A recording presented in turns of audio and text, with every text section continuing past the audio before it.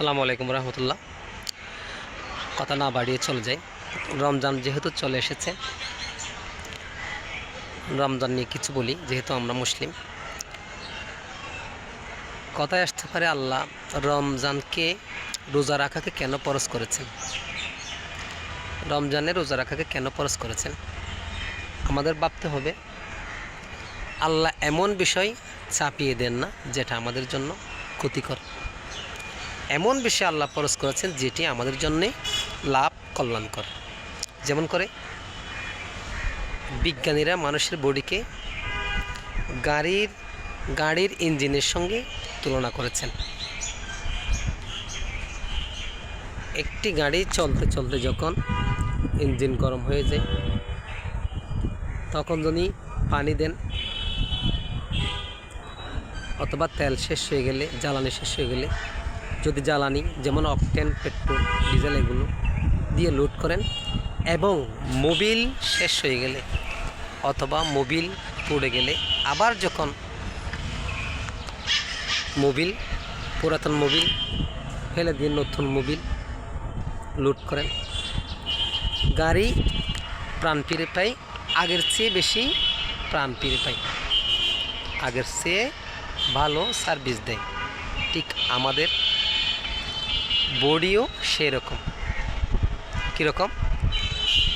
সারা বছর কাজ করতে করতে বডি ক্লান্ত হয়ে যায়। তো যখন এক মাস বিরতি দেন, এক মাস বিরতি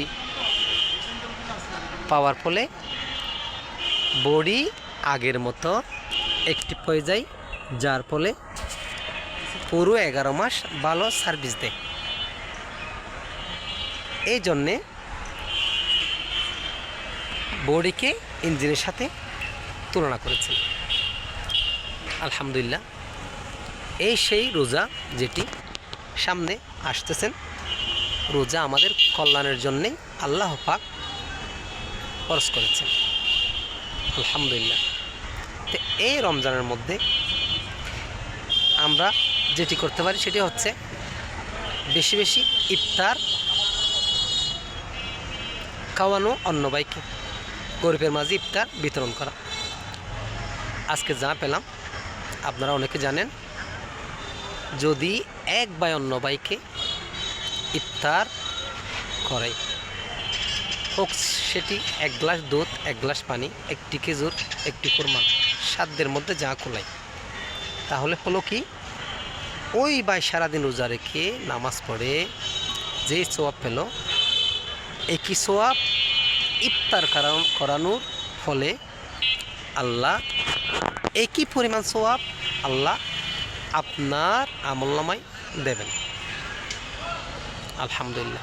এই জন্য ভাইয়েরা বেশি বেশি মানুষকে ইফতার করা। এই মাস হচ্ছে রহমতের মাস, এই মাস হচ্ছে রিজিক বৃদ্ধির মাস। রহমত কীরকম আপনাদের একটি আমি উদাহরণ দিই, মুখে বলল তো শেষ হয়ে যায় না। কী রকম রহমত প্র্যাকটিক্যালি দেখাই। এখন যদি হাসপাতালে যান, আপনারা দেখবেন রোগী আর রোগী, মেঝেতে বেডে রোগী। আপনাদের আমি অনুরোধ করব, রমজানের মধ্যখানে একবার সদর হাসপাতালে গিয়ে দেখবেন মেঝেতে রোগী নাই, অর্ধেক বেড খালি। আমি নিজের চোখে দেখেছি। কেন? কী রকম রহমতের মাস চিন্তা করুন। আলহামদুলিল্লাহ।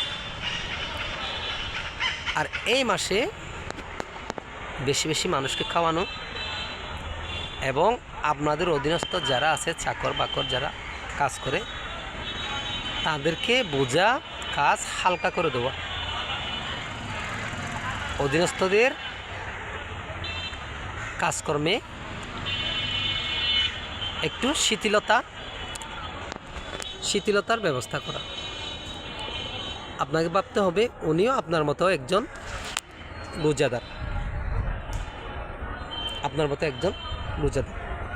সে হতে পারে আপনার ভাই, আত্মীয়, অথবা চাকর, যে কেউ। আলহামদুলিল্লাহ।